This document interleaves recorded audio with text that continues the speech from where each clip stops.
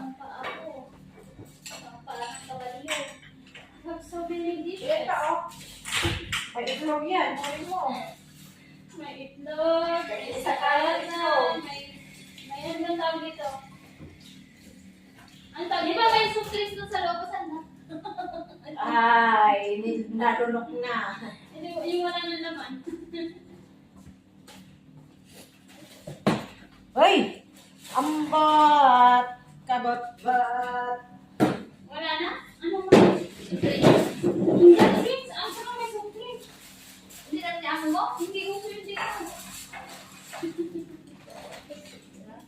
Hindi ko sa mga dito suplis.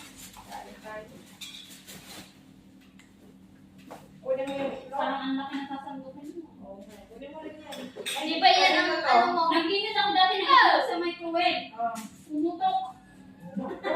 Bubutok na na. Malay ko ba? Asan yung itlog yan? Ano kunin mong itlog?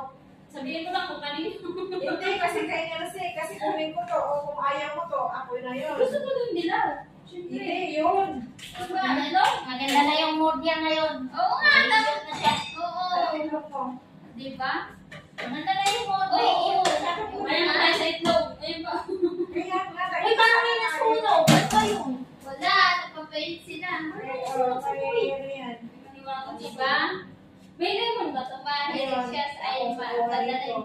Lagyan natin yan si. Lagyan mo, walang lasa. Ano walang lasa? Walang lemon? Walang asukal. So, hindi na ito dinagay. Asukal. Ano na? Salt. Nasabog na yung ibigay ko. Kaya ano na yun? Uy, ano yun?